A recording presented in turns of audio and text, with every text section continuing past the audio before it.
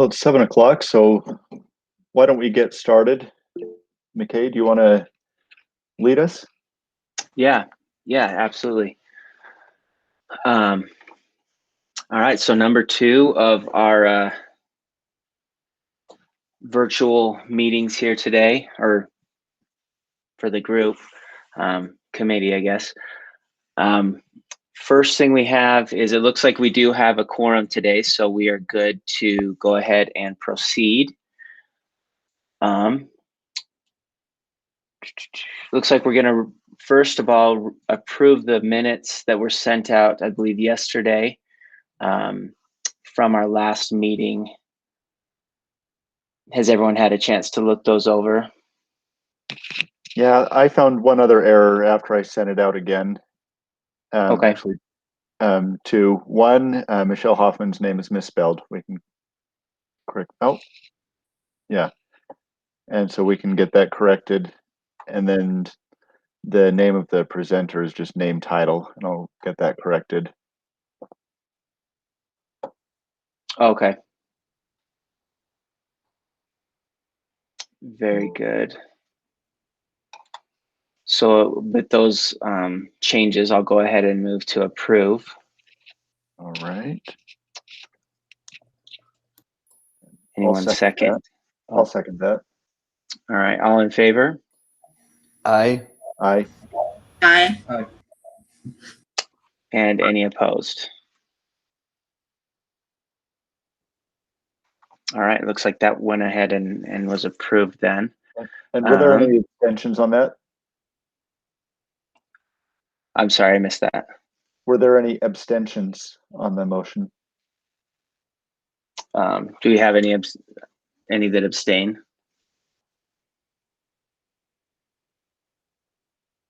Okay. Nope.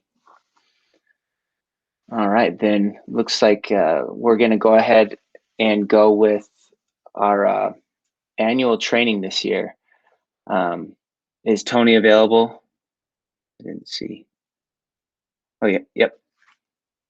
Yeah, so if you're available, Tony, go ahead and floor is yours. Good morning, everyone.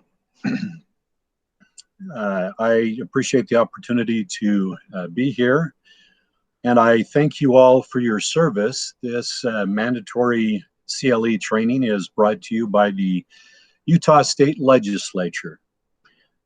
For those that may not know me, I do enjoy I attempt to add a little bit of levity. So feel free to laugh. If not, just mute, and I promise I won't look who's muting.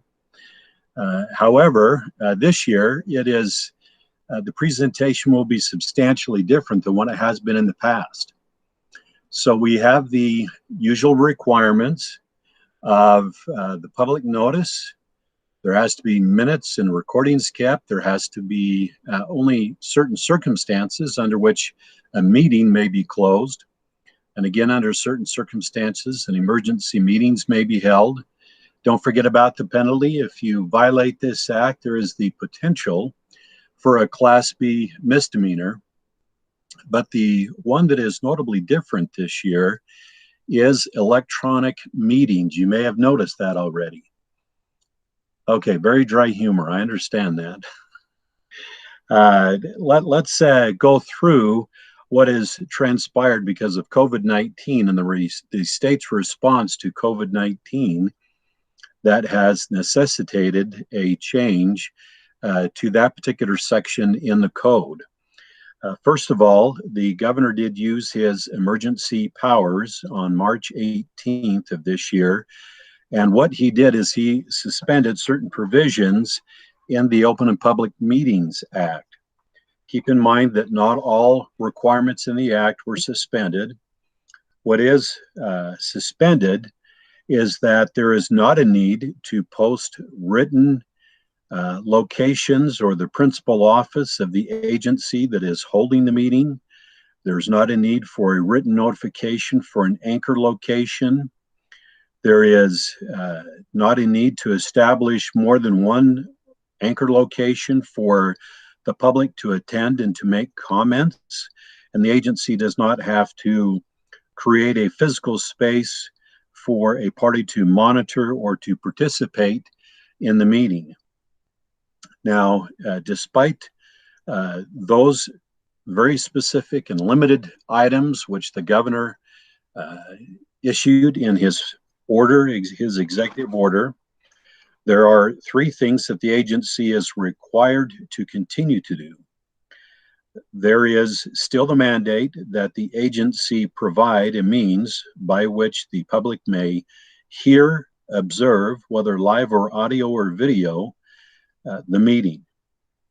Secondly, there must be means provided by for the public in order to provide or to make questions, comments by electronic means.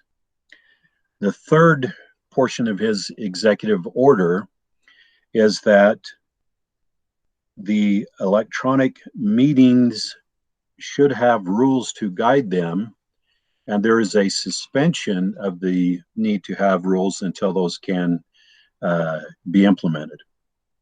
So I hope that everyone can really appreciate the circumstances under which we are meeting. As we know, the objective of the Open and Public Meeting Act is to ensure that the public's business is done in public, and that the public has an opportunity to be aware of it and to contribute in our democratic republic which we enjoy. This is not very often that we have had these emergency orders.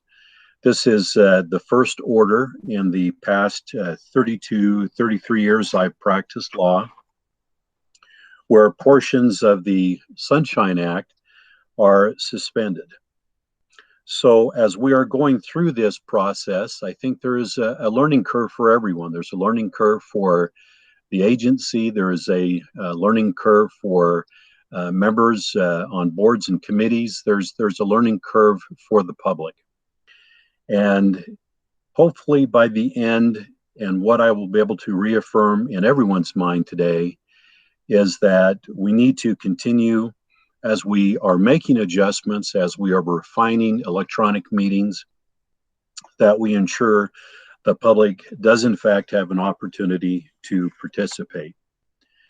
Now, just to let you know some of the other dynamics that have happened, since March, the Attorney General's office has issued 5 different general guidelines for the state of Utah and its agency.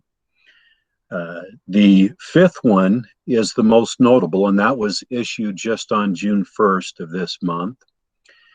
Prior to that, the governor limited the business that could be conducted by boards and committees to what was considered necessary or routine, or what was necessary to respond to COVID-19. What has changed since that time is that all other matters, previously he said all other matters must be postponed. And as of June 1st, that was changed so that the agencies and their boards could deal with all other matters. So that was a significant change that occurred just the 1st of June. The legislature has also issued 3 letters. So the point in sharing that information with you is that not only are the agencies learning and working through issues, not only are the participants and board and committee members working through issues, so is the legislature, as well as the Attorney General's office and the advice that it provides. And in speaking of the legislature, some of you may have heard this particular incident that was reported locally in our media. Our House of Representatives was called to an online meeting. All 74 members of the House with the Speaker were invited. But the problem is that there are many individuals, upon reflection after the fact, determined that it might have been a violation of the Open and Public Meetings Act because of the requirement to have notice and the opportunity for the public to listen in to this meeting. Now, this meeting included both caucuses, so it was all members. All members had the opportunity to participate. And perhaps the one saving thing that kept our legislature from violating their own law, which they have not given themselves an exception to this point, is that there were no final decisions made. The meeting was more informational for them, discussing and prepping them for issues that they would be dealing with in special session. And of course, they've had a few special sessions since that time. It's important, I think, to again highlight that as everyone is going through and learning about these various changes and how things are going to be impacted, I think we need to keep in mind what was enacted by way of joint resolution in the House and Senate this past legislative session. And if you're interested, it is House HJR 014, SJR, HJR 014, and SJR 016. And I think this is a transition to the remainder of my comments this morning.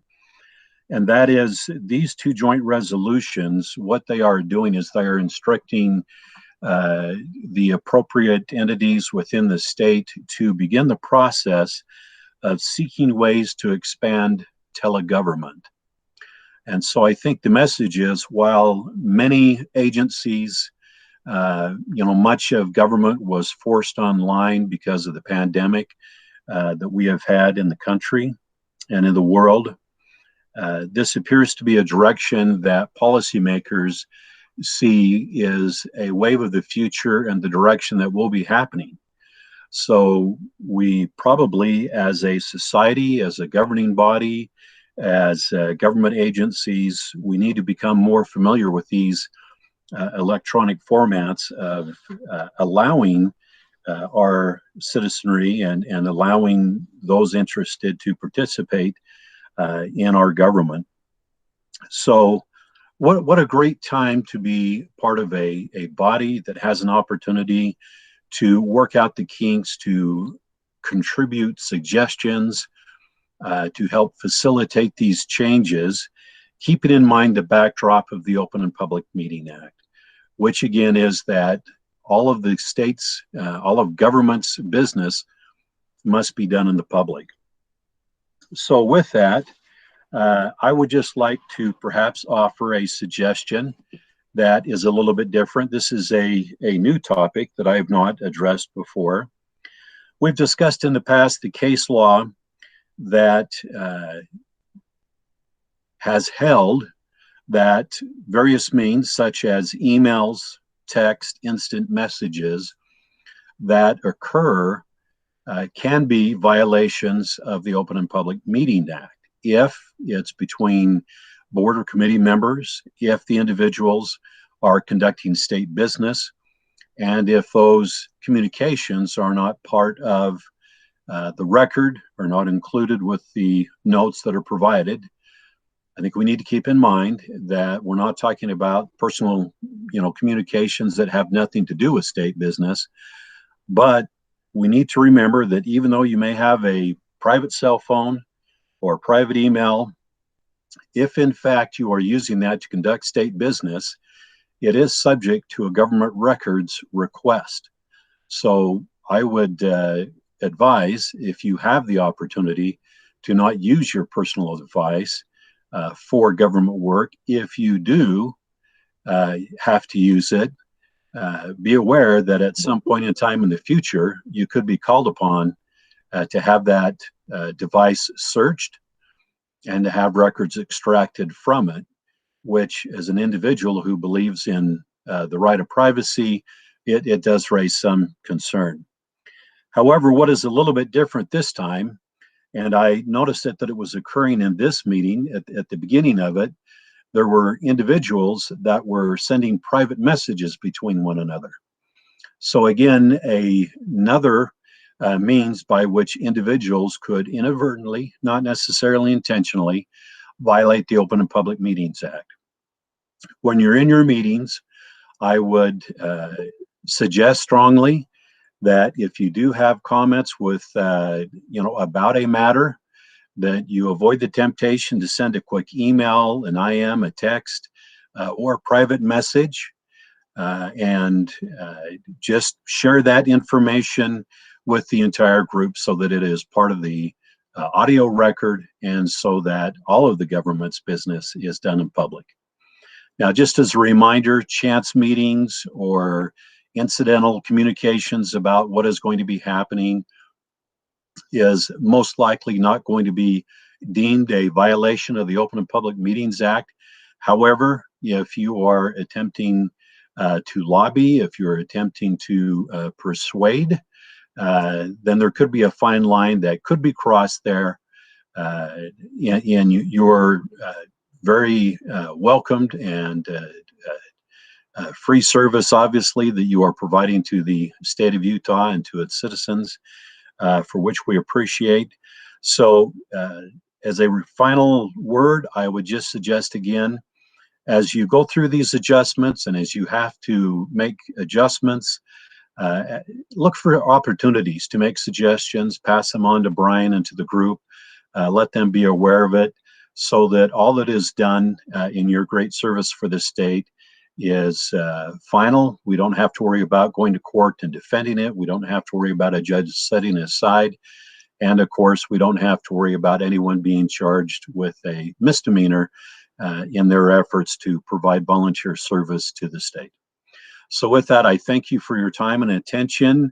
Are there any pressing questions that anyone would like to send me a private message on?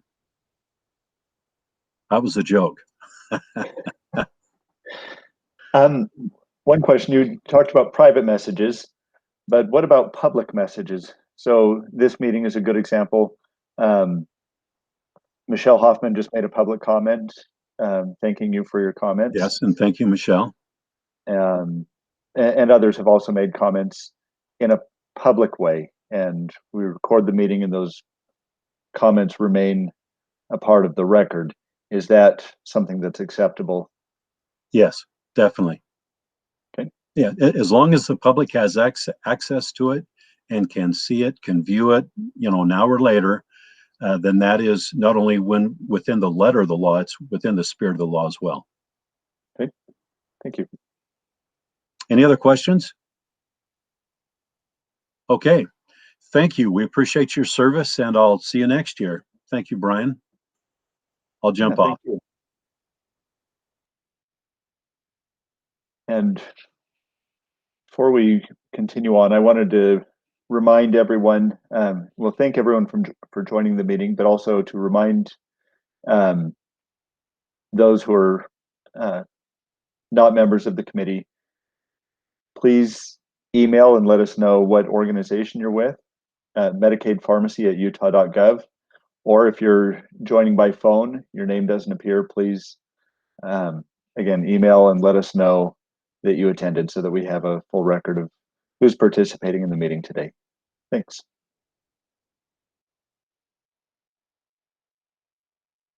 Perfect. So it looks like the next on the agenda is to do a nomination and election of a committee chair. Brian, did you want to lead that, or how?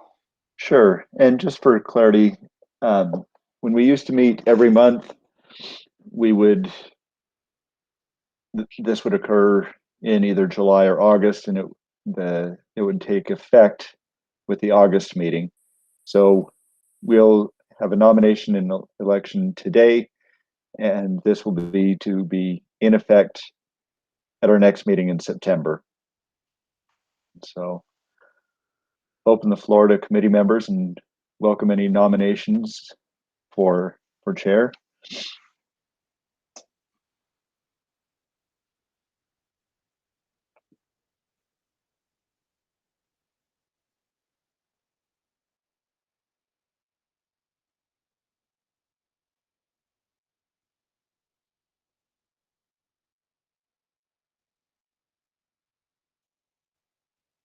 You're also welcome to nominate yourself if anyone is so interested.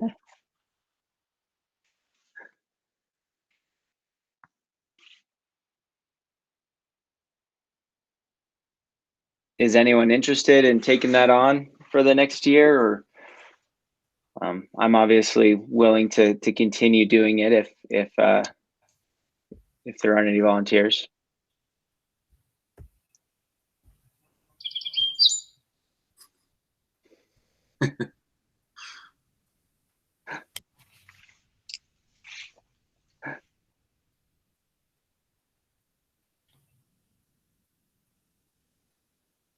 It's not hard. No, it's not. So if anybody's, I mean, in some ways, it's just an opportunity to kind of do something a little different on the committee. I don't think it necessarily means more work, right, McKay? Absolutely. Yeah. Right. So I mean, I would encourage anyone who's kind of been and I think nominating yourself can also feel a little bit prideful, maybe in some way, like that you're deserving. But really, I think this would just be, if you were interested in an opportunity to do something a little bit different, you know, and you know, kind of serve in a slightly different way. I would encourage anyone to do it. I did it for a couple of years, and you know, glad I did for a couple of years. I would do it again too, but I think we've got new committee members, and Sloan, I saw your or Cole Sloan, I saw your picture pop up there, but I think anybody who's newer to the committee, you know, been on the committee a couple of years. I think McKay had only been on the committee like 6 months when you started or something. I don't know. Yeah.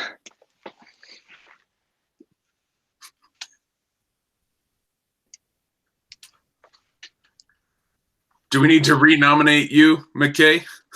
That would be just fine. I'd absolutely be willing to do it another year for sure.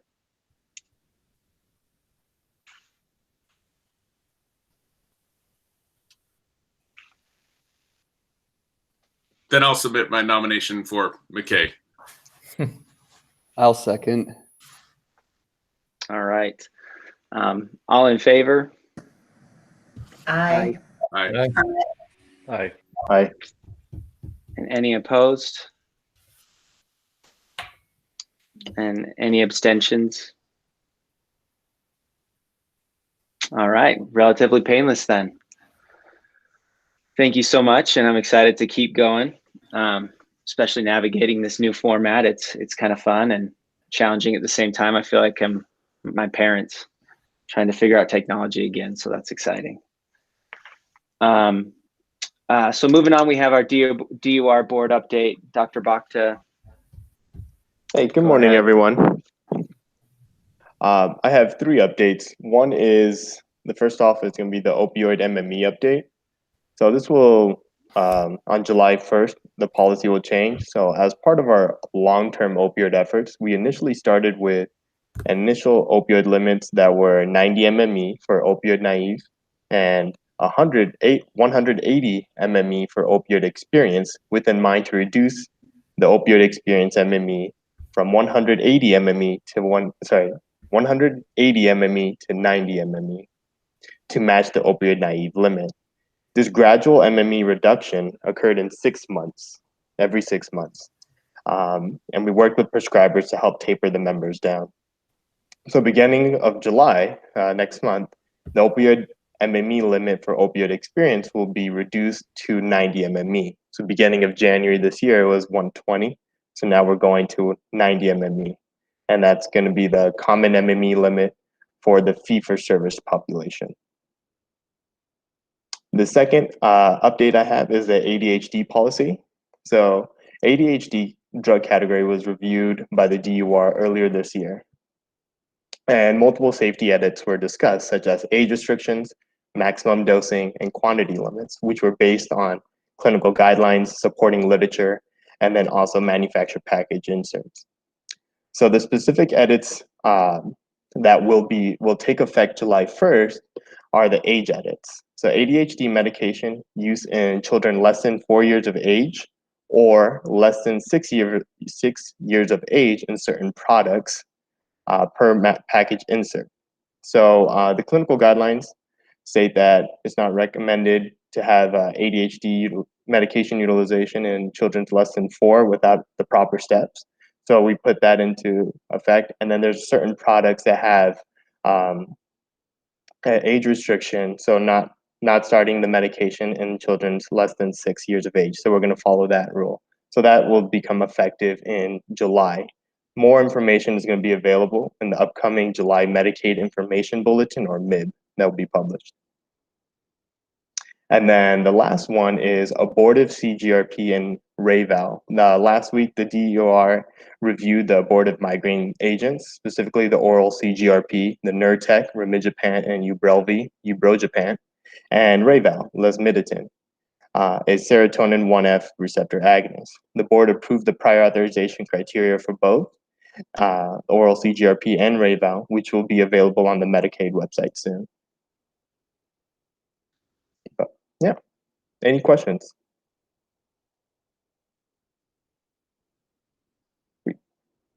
Thank you, everyone. Very good. Thank you. All right, we will go ahead then and move on to our review for this month. We have abortive treatments for migraine, and Elena is going to be presenting. So Elena, the floor is yours. Thank you. Thank you, Mackay. Good morning, everyone. I hope you can hear me okay. Can I check with you? Yeah, okay, perfect. I'm going to share with you some slides. Let me do that.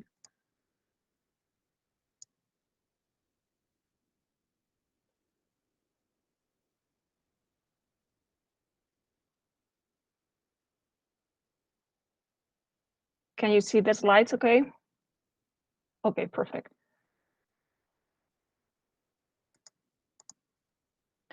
So I'm going to present a summary of the P&T report regarding acute or abortive treatments of migraine. Migraine is a common primary headache disorder characterized by intermittent attacks, typically of pulsating unilateral headache associated with photophobia, phonophobia, nausea, and vomiting. Approximately 33% of patients experience oral symptoms, such as visual impairment, that usually precede the headache attack.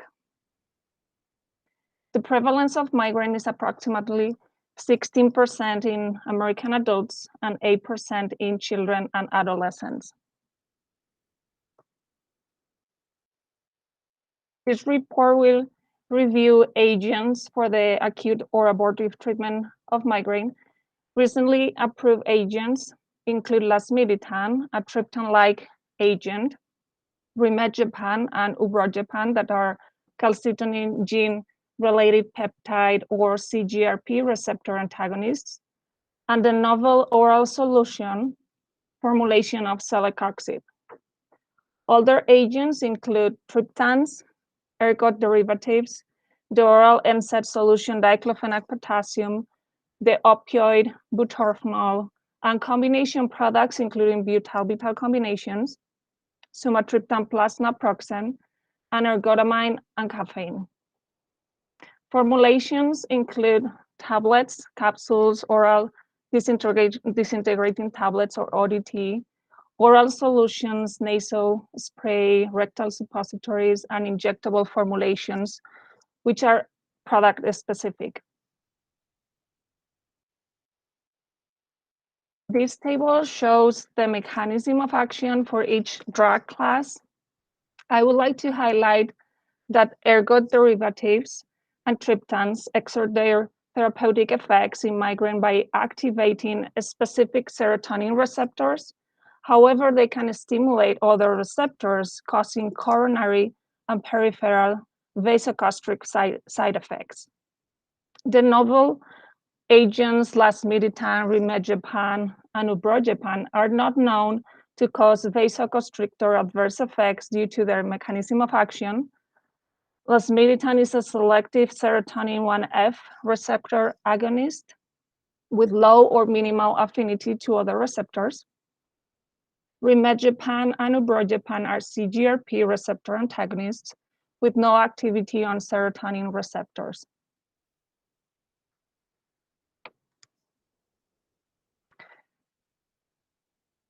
This slide shows the agents with an FDA approval for acute treatment of migraine, or in the case of nasal butorphanol for the treatment of pain, which is associated with migraine.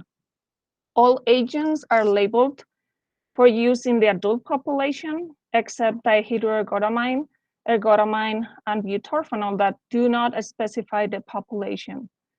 In the pediatric population, almotriptan tablets, zolmitriptan nasal spray, and sumatriptan plus naproxen tablets are labeled for use in pediatric patients 12 years and older.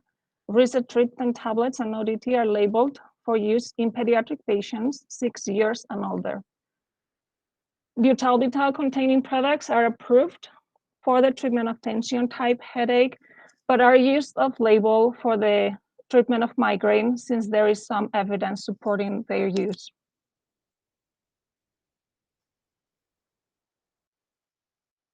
Pharmacologic treatment strategies for the management of migraine include acute therapies to rapidly stop symptoms and preventive therapies to decrease the frequency of migraine episodes. The 2019 American Headache Society, or AHS, position statement recommends non-opioid analgesics such as NSAIDs, acetaminophen, and caffeinated analgesic combinations for acute treatment of mild to moderate migraine attacks. Migraine-specific agents, including triptans or dihydroergotamine, are recommended for moderate to severe migraine attacks and mild to moderate attacks that respond inadequately to non-opioid analgesics. Triptans are usually preferred over dihydroergotamine. However, some patients may experience inadequate response or adverse events or have contraindications to these traditional acute therapies. For example, triptans and ergot derivatives are contraindicated in patients with cardiovascular diseases due to the vasoconstrictive properties. As a cost-effective approach, and given that novel agents, lasmiditan, rimegepant, and ubrogepant are not known to induce vasoconstriction, the AHS suggests the use of these new agents when triptans are contraindicated or when at least 2 oral triptans are ineffective or not tolerated.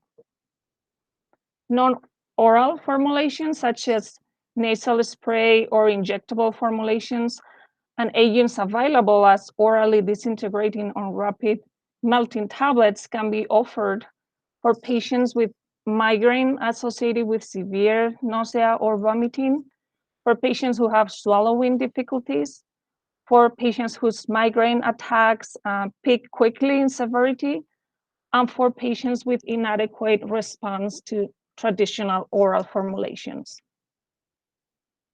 Butalbital, butorphanol, and acetaminophen with codeine or tramadol are generally not recommended for regular use due to their potential risk for dependence and addiction and occurrence of medication overuse headache. They are usually reserved as a backup plan for patients who do not respond or have contraindications to the initial acute treatment. Regarding the pediatric population, the 2019 American Academy of Neurology guideline for acute treatment of migraine recommends ibuprofen oral solution as initial therapy in children and adolescents. For adolescents, several other medications, including sumatriptan plus naproxen oral tablets, sumatriptan nasal spray, zolmitriptan nasal spray, rizatriptan ODT, or almotriptan oral tablets have evidence supporting their use in reducing migraine pain and should be offered in this population. During pregnancy, a recent expert review considers acetaminophen and NSAIDs, among others, as first-line agents. NSAIDs should be used during the second trimester only. Triptans and butalbital are second-line alternatives in pregnant women, and opioids and ergot derivatives should be avoided. Following a systematic literature search for head-to-head efficacy and safety comparisons among the acute treatments of migraine, 9 systematic reviews with randomized controlled trials and 1 additional clinical trial were identified. Regarding the newer acute migraine specific agents, no direct evidence was identified for lasmiditan, rimegepant, ubrogepant, and celecoxib oral solution versus each other or versus other acute treatments. Regarding comparative evidence for triptans, elatriptan and rizatriptan tablets were significantly better than other oral triptans, including sumatriptan, zolmitriptan, and naratriptan, in terms of headache relief or pain freedom. Naratriptan tablets performed more poorly than other triptans regarding pain relief. There are similarities in efficacy between oral sumatriptan and other oral triptans, such as zolmitriptan, almotriptan, and naratriptan. Sumatriptan plus naproxen was significantly more efficacious than sumatriptan monotherapy regarding pain freedom and pain relief at 2 hours after treatment. Sumatriptan 22 milligrams nasal powder produced an earlier onset of migraine relief compared to oral sumatriptan 100 milligrams. However, pain relief or pain freedom at 2 hours and sustained pain relief or pain freedom from 2 to 48 hours were comparable between treatment groups.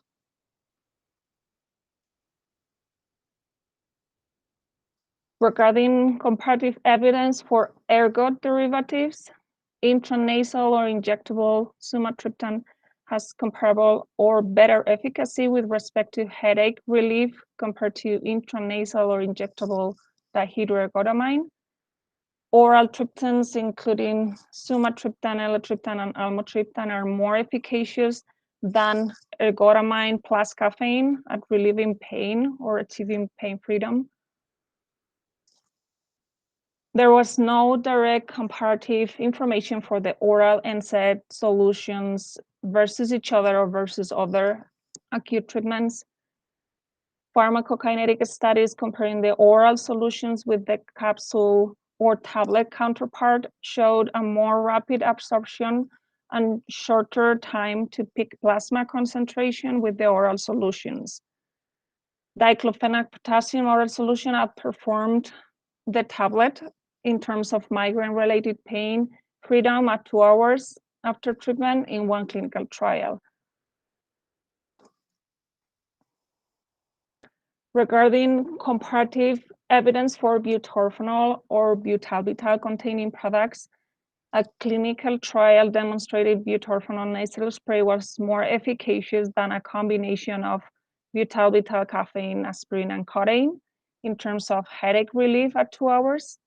Another trial showed sumatriptan plus naproxen was similar to butalbital, acetaminophen, and caffeine for the primary efficacy endpoint of sustained pain freedom from 2 to 24 hours, but significantly better for most secondary endpoints. With respect to safety, CGRP receptor antagonists appear to be well tolerated and do not carry any black box warning. Rimegepant can cause rare hypersensitivity reactions, and prescribing information for ubrogepant does not specify any warnings aside from a contraindication with concomitant use of a strong CYP3A4 inhibitors. Lasmiditan is a Schedule 5 controlled substance, and prescribing information warns about the potential for the development of medication overuse headache, risk of serotonin syndrome, central nervous system depression, such as dizziness and sedation, and driving impairment. Similar to other NSAIDs, celecoxib oral solution carries a black box warning regarding the risk of serious cardiovascular and gastrointestinal events. Unlike triptans and ergotamine derivatives, lasmiditan, rimegepant, and ubrogepant are not known to be associated with cardiovascular adverse events, since serotonin 1F receptor stimulation or CGRP receptor inhibition do not seem to induce vasoconstriction. All acute treatments of migraine, except rimegepant or ubrogepant, may lead to medication overuse, headache, and development of chronic migraine. As you can see in this graph, among Medicaid fee-for-service pharmacy claims data from January 2019 through April 2020, the most highly utilized agents in order of frequency were sumatriptan tablets, utilized by more than 70% of patients, rizatriptan oral tablets, and ODT, the combination of butalbital, acetaminophen, and caffeine, and Relpax, which is elatriptan. The first three agents and the fifth agent, that is sumatriptan, rizatriptan, and elatriptan, are preferred in the PDL. In the pediatric population, the most highly utilized agents were sumatriptan tablets and rizatriptan oral tablets and ODT.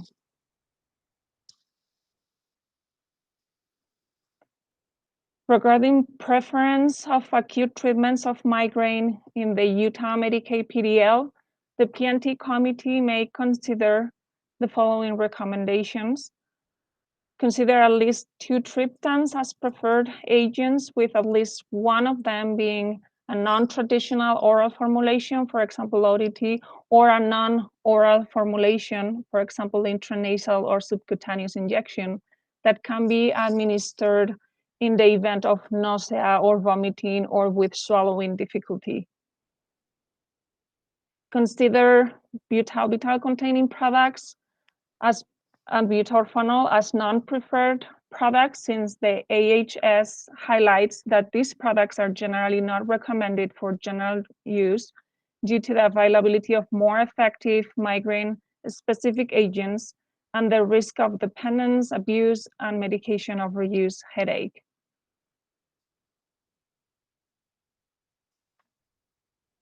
Additionally, the P&T committee may wish to discuss the following points. First, the potential inclusion of at least one CGRP receptor antagonist as preferred in the PDL. CGRP receptor antagonists can be used in some populations with contraindications to triptans, and they appear to have fewer safety concerns than lasmiditan. Prior authorization is currently required for rimegepant and ubrogepant. Second, allowance of pediatric patients to receive a triptan formulation recommended by the American Academy of Neurology if they have previously failed or have contraindications to ibuprofen oral solution. Note that ibuprofen is a preferred agent in the PDL under the NSAID category, along with other oral NSAIDs such as diclofenac, potassium, and naproxen. And this is all I have for you today. Thank you. Thank you, Elena. Do we have any questions for her? I have a question on the comparative efficacy trials on sumatriptan plus naproxen versus sumatriptan, and any recommendations there with regard to the PDL, given that it appeared that there was superiority in the combination product, yet there isn't a lot of utilization data for that we're using that in Utah.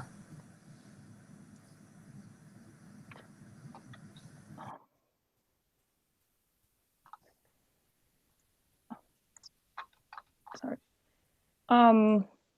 Yeah, I mean, in general, patients use sumatriptan alone first, and if this doesn't work, they add an NSAID to sumatriptan. I haven't seen any. I don't know what's the utilization for the combination. Let me check that. I looked at what Brian sent out, and it doesn't even look like it hits the map. So Okay. again, we don't necessarily need to have a combination product as preferred if both the single products are available. I'm just looking for perspective on that. Michelle, interestingly, I prescribed the combination product of sumatriptan and naproxen for the first time like 3 days ago because a patient was particularly asking. Yet I've prescribed sumatriptan and naproxen as single agents for years, like telling people to take them together. And I'm still waiting to hear back. I was like, I don't know if there's even a combination available. So I'm actually very curious to see if he comes back to me and says, oh, wow, that was really expensive, or whether he's able to get it. It'll be interesting to see. Yeah. I think it's probably just an availability because naproxen is so available. There's never been much market incentive to produce a combination product, would be my guess. Great. Thank you for that additional perspective. Just noticed that it, certainly on a head-to-head trial, that's very compelling, and yet there wasn't any utilization. So I'm assuming they're equally efficacious if they're given separately, but maybe not. I don't know. Oh, yeah. Yeah. I guess I've just assumed and always given it separately, just told people to take them together because you're right. The superiority is quite clear.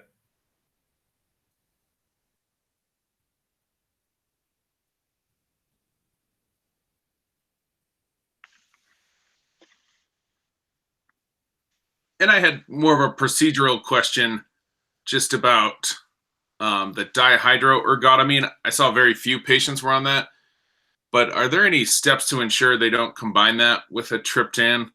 Because of that combination being contraindicated. I was just kind of curious more from the claims folks. We don't have any system edits in place currently that restrict that. We would hope that the prescribers and pharmacists would recognize those contraindications and use their judgment to, appropriately keep them used separately. Okay. Great.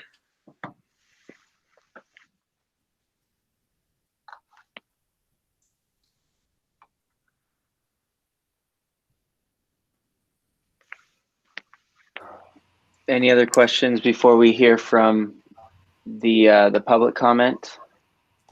I have one question. Brian, how are butalbital and butorphanol viewed now on the Medicaid formularies? We used to have very restrictive prior authorization requirements on those drugs. We've removed those limitations, and we now just have quantity limits, limit of 20 tablets or capsules per month, and they are non-preferred, but a much lower bar than what it used to be. Okay.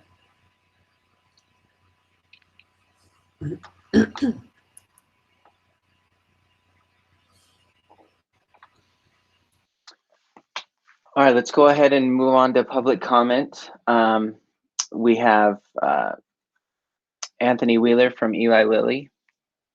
And just as a reminder, we do limit to 3 minutes of comment.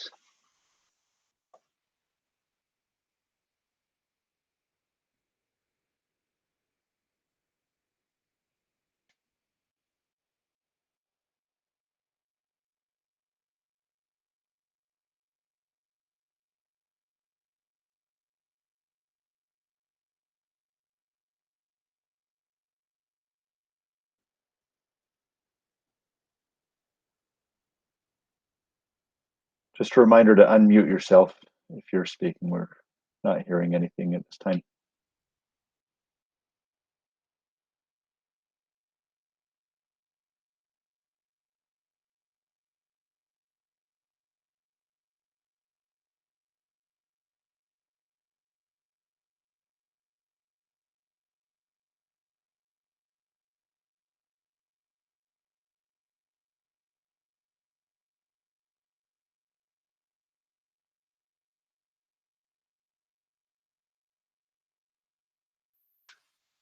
Looks like there's some discussion in the chat.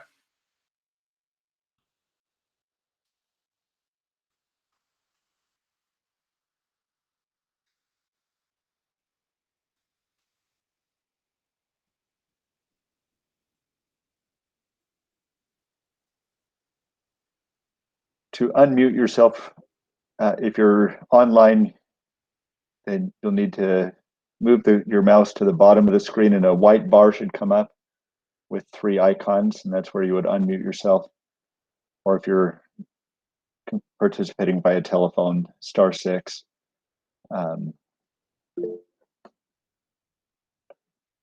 Great idea.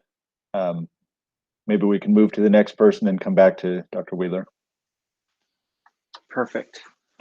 And did I see in chat, do we have a switch from Chelsea, or is, nope, so it looks like she's here. So next we have Chelsea LaRue from Biohaven. Are you able to hear me? Yes. Okay, great. Thank you. Good morning. My name is Chelsea LaRue, and I'm from the Medical Affairs Department at Biohaven Pharmaceuticals. Thank you for the opportunity to present supportive information regarding Nurtec ODT, indicated for the acute treatment of migraine with or without aura in adults. Nurtec ODT is available in a 75 milligram orally disintegrating tablet formulation that dissolves rapidly within seconds without the need for water, and is the only commercially available oral CGRP antagonist with a long half-life of approximately 11 hours. Nurtec represents a novel mechanism of action that directly targets the underlying pathophysiology of migraine, treats migraine without the vasoconstrictive effects of triptans, and is not associated with addiction potential or medication overuse headache. Suboptimal acute migraine treatment may lead to an increase in migraine-related disability and disease progression. Many migraine patients experience persistence or recurrence of their headache after taking their medication, requiring them to take a second dose or additional rescue medication. 1 dose of Nurtec ODT provides rapid relief that lasts through 48 hours. The profile of Nurtec ODT is consistent with the American Headache Society goals of acute treatment, including, number 1, rapid and consistent freedom from pain and associated symptoms without recurrence. Nurtec-treated patients achieved rapid pain relief within 60 minutes, as well as freedom from pain and freedom from most bothersome symptom by 90 minutes, and all of these efficacy endpoints were sustained through 48 hours with a single dose. Number 2, restored ability to function. After taking Nurtec, patients returned to normal function by 60 minutes, and in a 52-week long-term study, Nurtec significantly reduced migraine-related disability and lost productivity time. Number 3, minimal need for repeat dosing or rescue medications.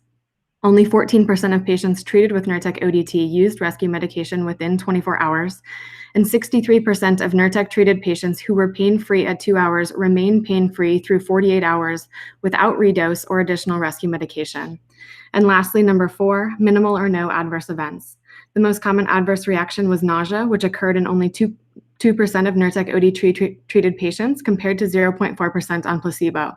In the 52-week long-term safety study, only 2.7% of patients discontinued due to an adverse event. In summary, 175 milligram orally disintegrating tablet of Nurtec provides migraine patients with both rapid and sustained relief without redose or titration. Biohaven respectfully asks that Nurtec ODT be considered a preferred agent with a previous trial and failure of up to 2 triptans or a contraindication to triptans. Thank you for your time and attention, and I would be happy to answer any questions.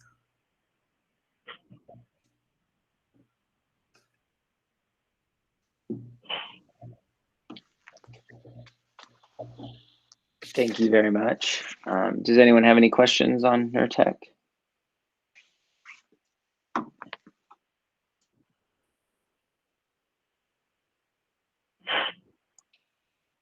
I have Not a a question, question. but go ahead. Sorry. Go ahead, Elena. Okay, sorry.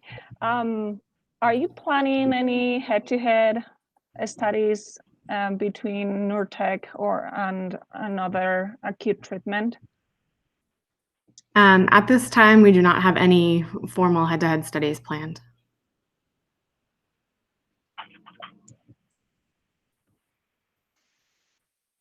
Thank you.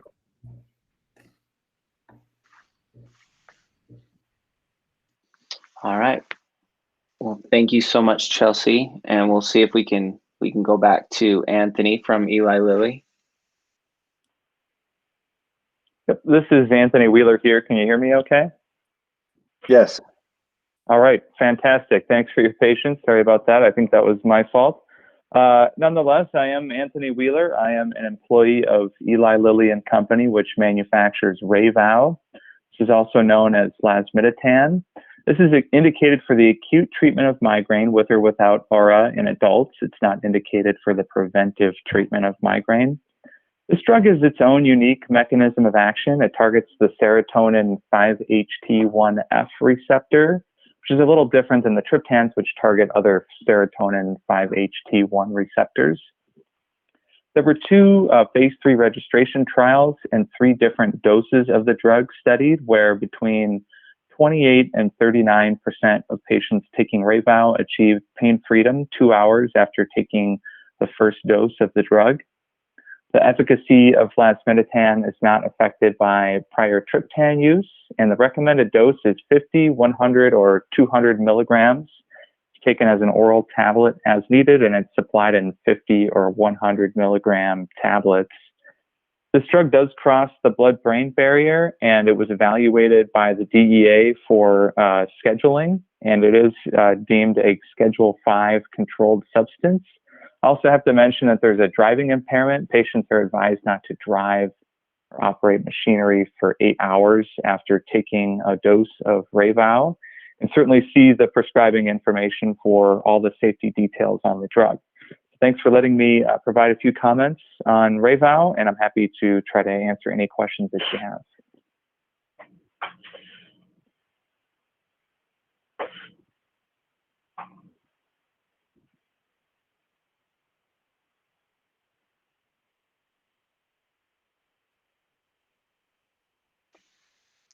All right, with no questions, thank you. Very good, thank you.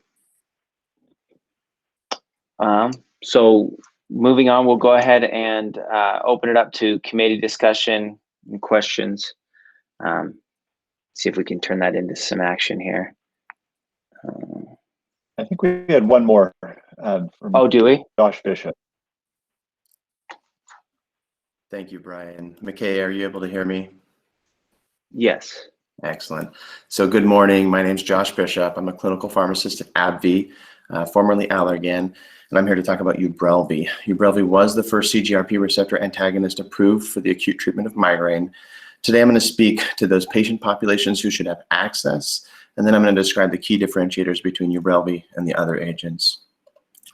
So we believe that triptans are going to continue to be the standard of care for the acute treatment of migraine attacks. However, there are patients with vasospastic and ischemic cardiovascular conditions who should not be prescribed triptans, and this represents approximately 25% of the migraine population. We believe these patients should have first-line access to Ubrelvy. Additionally, there's robust data confirming that many patients prescribed oral triptans have side effects that lead to discontinuation, and approximately 30% of patients have on triptans have an insufficient clinical response.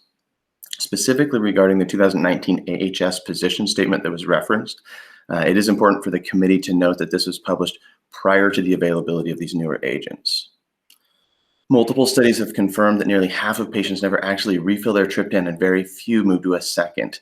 Of those who have an inadequate response, approximately 53% of patients end up filling opioids or barbiturates.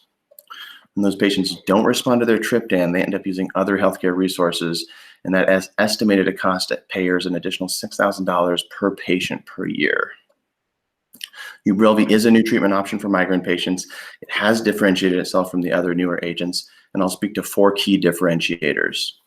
First, Ubrelvy has been proven safe and effective with a tolerability profile similar to placebo in a 52-week long-term safety study. As Elena mentioned, it has 1 contraindication, and it has no warnings or precautions. The most common adverse events were nausea and somnolence. And the safety of Ubrelvy has been used in combination with CGRP monoclonal antibodies, was established in a phase 1 study with arenyumab and galcanezumab. The second differentiator, in phase 3 clinical studies, we have a population that should be more representative of your migraine population than competitor products. And this is because we enrolled cardiovascular disease patients, patients with comorbid depression, and those who had previously failed triptans. The third differentiator I'll highlight is that Ubrelvy is only being studied for the acute treatment of migraine. So that should translate into a predictable utilization pattern for your population. The last differentiator, Ubrelvy did achieve the co-primary endpoints of 2-hour pain freedom and absence of the most bothersome symptom, as did the other products. However, Ubrelvy is the only medication to achieve pain freedom rates up to 55% in patients who chose to take an optional second dose. So I'm going to close by respectfully requesting first-line access for migraine patients with cardiovascular disease and in those patients who've had an inadequate response to triptans. We have data showing low triptan cycling, increased opioid utilization, and higher healthcare resource utilization. So we believe a single triptan step is appropriate. Thank you.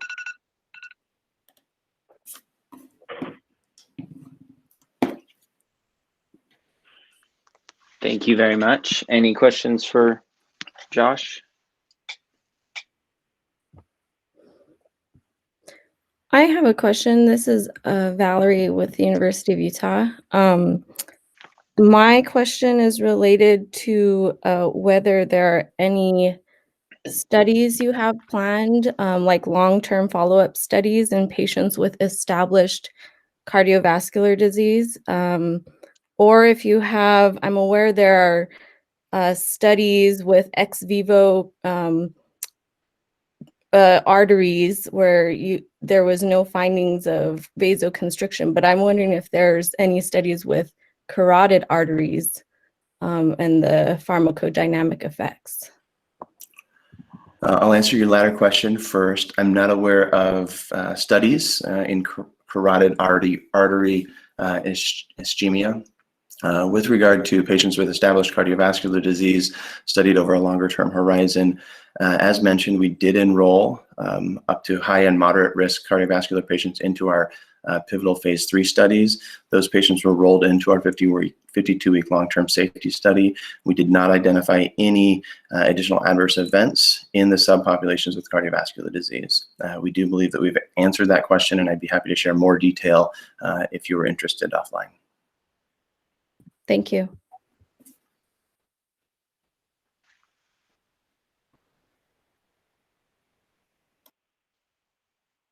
Very good. Thank you very much. I believe now we're ready to move over to committee discussion. As we move into discussion, we wanted to put up a screenshot of what our current preferred drug list looks like, noting that the format's going to change next month.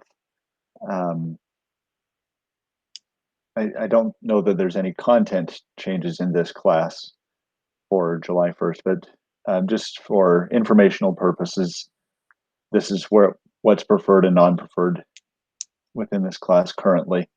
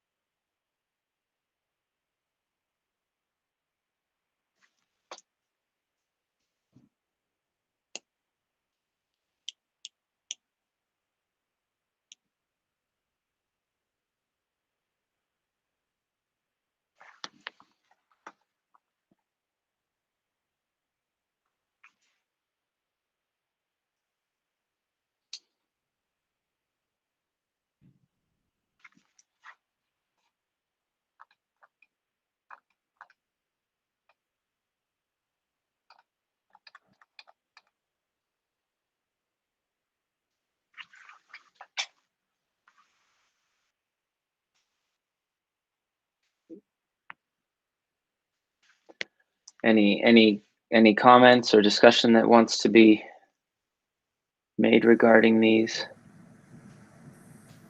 Can I just get a clarification if there's any ODTs on the preferred side? I'm just learning all these drugs while we're going through this. Is Nurtec ODT? I don't recall whether Nurtec is ODT or not. Rizatriptan has an ODT formulation, and that is preferred. Okay, so we can use the ODT on the rizatriptan. Thank you.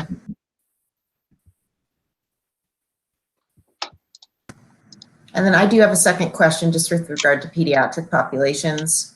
Given that ibuprofen oral solution is the first line agent,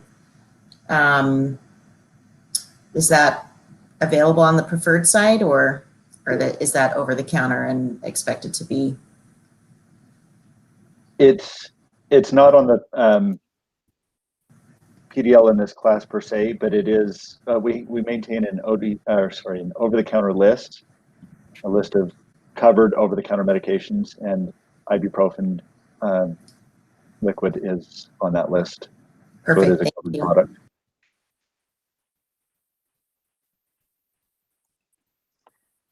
I have a question for you, Brian. So if a child fails ibuprofen oral solution, can the child go directly to? Can the child have access to a non-preferred agent, or should it be like a preferred triptan? I mean, I'm talking about different classes. So we have the NSAID category and then the migraine category. So if the child fails an ibuprofen solution, can the child has access to a non-preferred triptan, for example? Because it's not part of the same PDL class, it would require a failure of a preferred within the class. So something like the rizatriptan ODT. Okay, thank you. Yeah.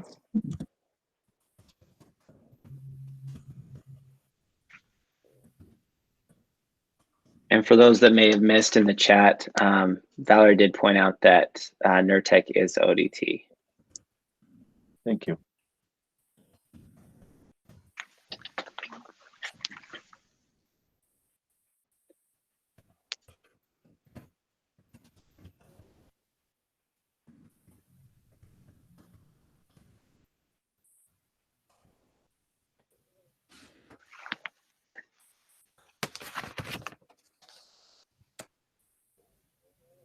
And Brian, has this class been reviewed before? What's the current kind of recommendation? It has been reviewed before.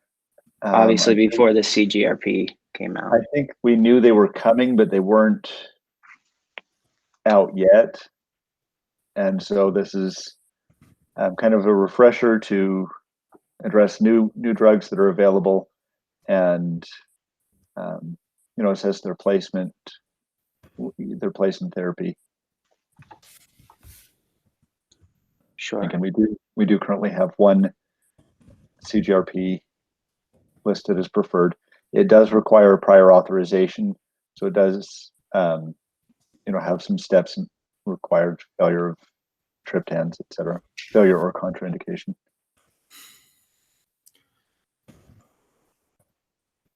So I think looking at, and I don't know if it's just Elena's, but what Elena presented that's here in the executive summary in terms of her kind of recommendations to the committee seemed like a reasonable place to start. It's on,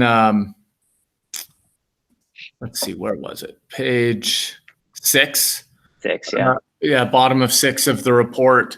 Where it says, having 2 triptans as preferred agents, one of them being non-traditional, and ODT or a non-oral formulation, which is, I think, I would agree with that. Continuing to have butalbital containing products as non-preferred, I think, is also reasonable, especially with their decreased efficacy and safety risks. And then it says this potential inclusion of a CGRP antagonist. I mean, if it's advantageous for it to be preferred, I don't think we have data that says that they are equally efficaous to triptans. Just because it's all Put some sunscreen on. It's all placebo stuff. So the head-to-head trials just aren't there. But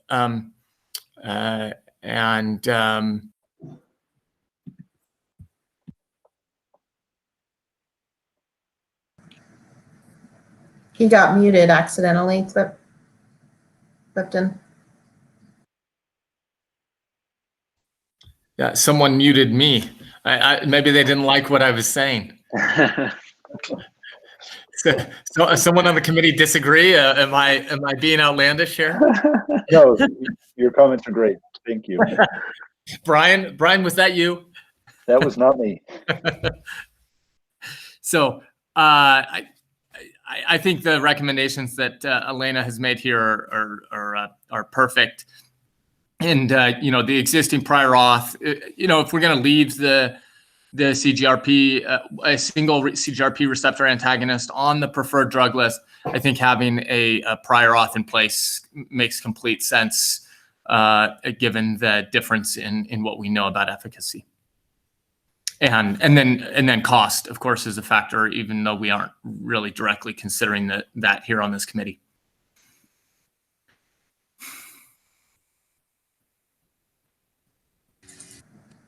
I can form those into motions unless there's further conversation on any of those topics. Just for clarification, last week the DUR board did create prior authorization for the CGRP receptor antagonists and the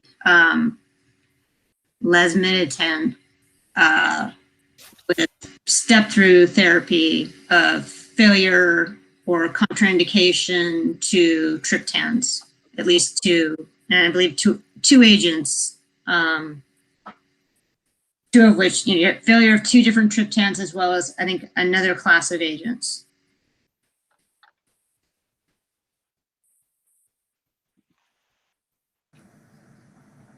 And just to clarify, I think that all of Elena's recommendations are reflected in the current preferred list, correct? Yes. They're all already there? Yeah, and I have her PowerPoint slide pulled up on my screen as well that Elena, do you want to pull up, present slide 13 that you had presented, and maybe that would be helpful. Sure, yeah. I can't present because when I try it crashes my browser. Okay, yeah, I can try that, yeah. Let me.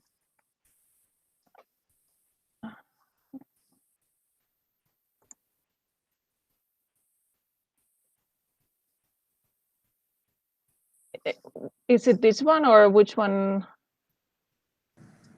Yeah. Yeah, okay. And maybe this could be a starting point to guide motions.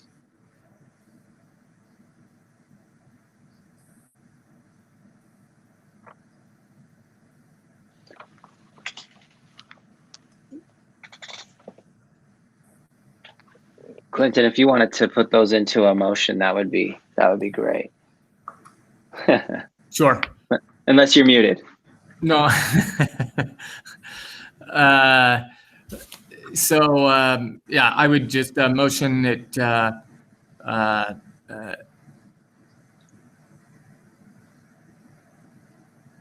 two triptans should be included on the, at least two triptans. Well, I'm even just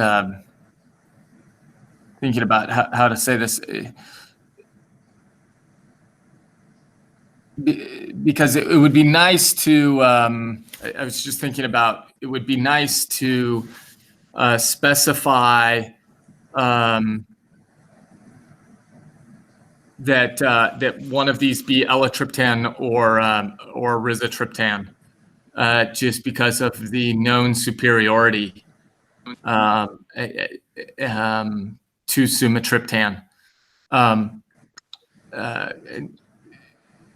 With the data there, so have direct evidence.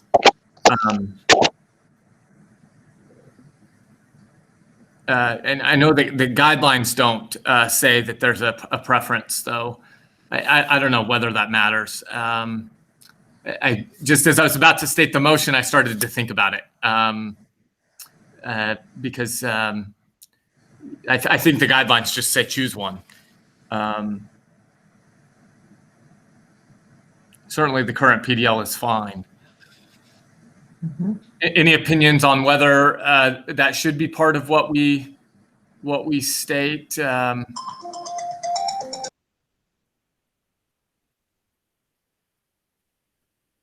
I don't feel strongly about it. So I'll just kind of go with then maybe my first thought, unless somebody else feels strongly. But so I'd say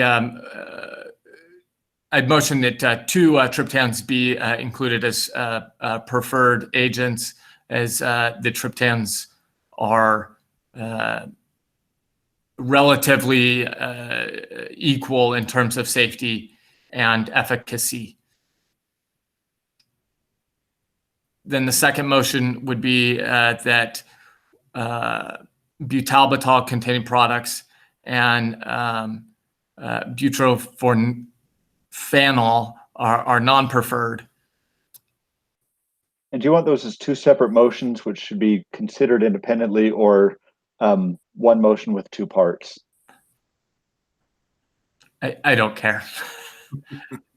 How's the best way to do it, Brian? You tell me. You've stated them together. I would say we'll call it one motion with 2 parts. Sure.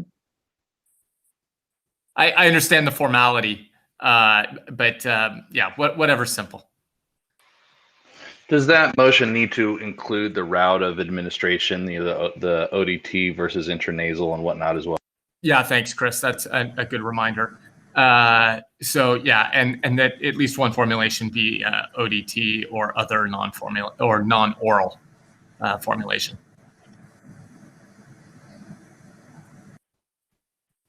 I'll go ahead and second that.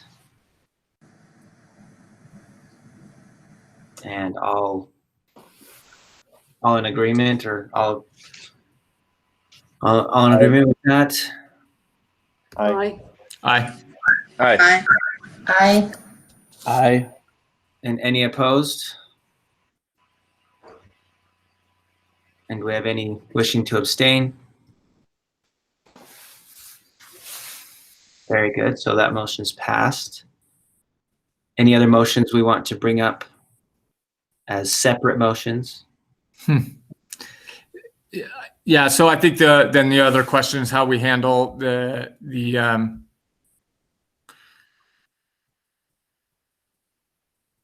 newer drugs, the CGRP receptor medications, and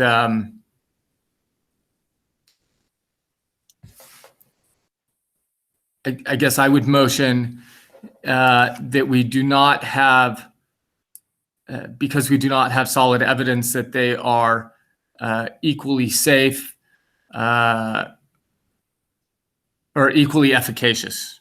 Please be clear there that they are equally efficacious.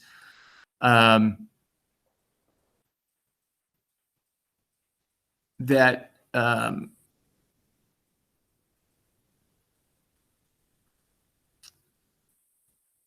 that prior auth is recommended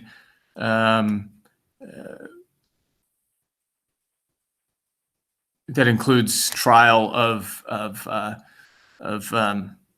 more efficacious medications, such as triptans before the CGRP antagonist.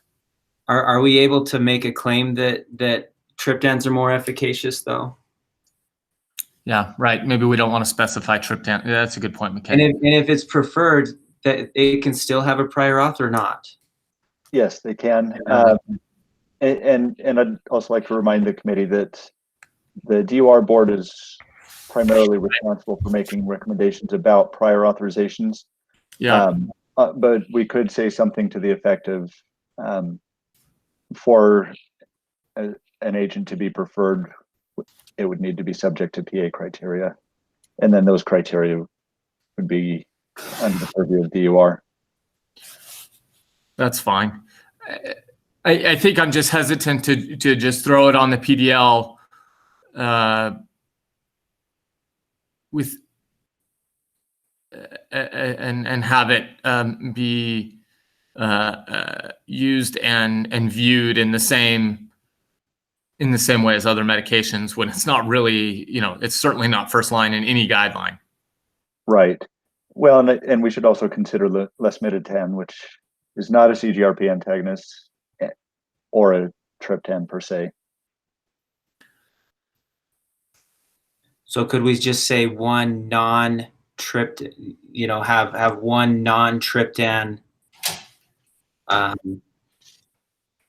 agent be, at least one be considered preferred in the PDL? I think maybe Is that'd that be a good way And to is say that it. what we're going for? Because that also encompasses ergotamines and many other agents. We've addressed the butorphanol and butalbital, saying that those should be non-preferred. Good point. I like that idea, McKay. I think that's a reasonable approach.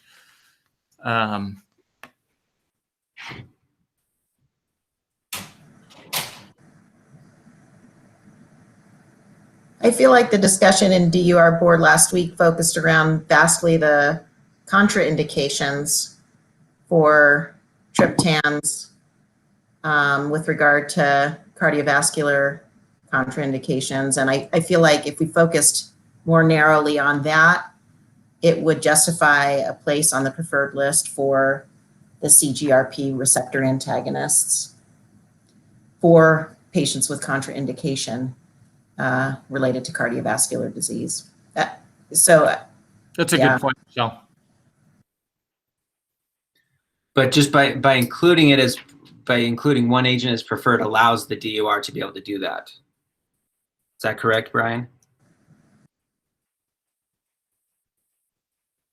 Yeah, the DUR is free to place PA criteria.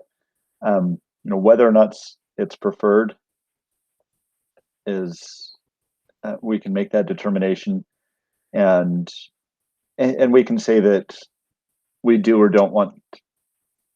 Let me see how best to word this. We have in the past said for something to be preferred, we recommend that DUR consider prior authorization criteria be placed before certain drugs are on the PDL as preferred. And, whether or not we do that here is open for debate.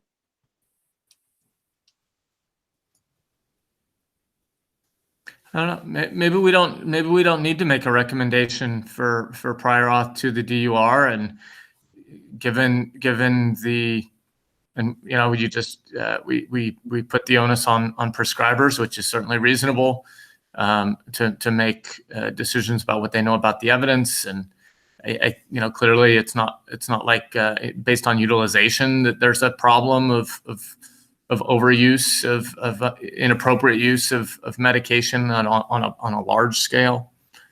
So maybe we just say we would recommend one non-triptan be included on the preferred drug list to allow for prescribers to do something for contraindications. And should we list the 3 options there? I think because when you say non-triptan, it kind of opens the door for other things. It does open the door for ergotamines, right? Mm-hmm. But hopefully those contraindications would, I imagine. Yeah, I think, you put the onus on the pharmacist and the prescriber to, be thoughtful about contraindications. I think because there are contraindications doesn't exclude something from the PDL. Well, and having it broad, one non-triptan with the exclusion of butalbital and butorphanol, of course, that gives the division latitude to look at the full information and make such determinations.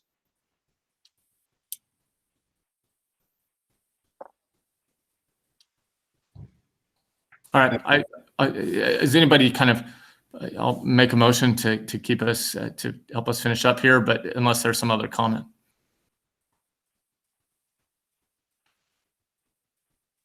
So I'd motion that we include one non-triptan on the PDL. I think just that simple. I'll second that. All right, and all in approval? Aye. Aye. Aye. Any opposed?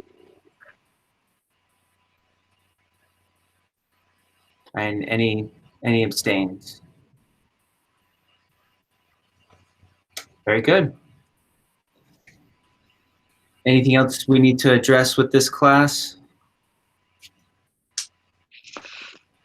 Do we I don't think so. have a specific recommendation there, or has that been adequately addressed with existing criteria? I think we're okay. Very good. Well, all right, guys. That was a fun topic today. That was really interesting. It looks like our next meeting is going to be in September. Looks like it's on September 17th, and we'll be going over biological treatments for asthma. And then, Brian, is there any, that looks like that's the last topic that's on our tentative schedule. We have some things that we've talked about internally for discussing in November. We haven't got those posted yet. Okay. But we'll keep the committee apprised of developments. Keeping us on the edge of our seats. Very good. All right. Well, I'll go ahead and motion to adjourn then. I'll second. All right. All in approval? Aye. Aye. And any opposed? Okay, All right. thanks, guys. All right, we'll see you guys next time. Sounds good.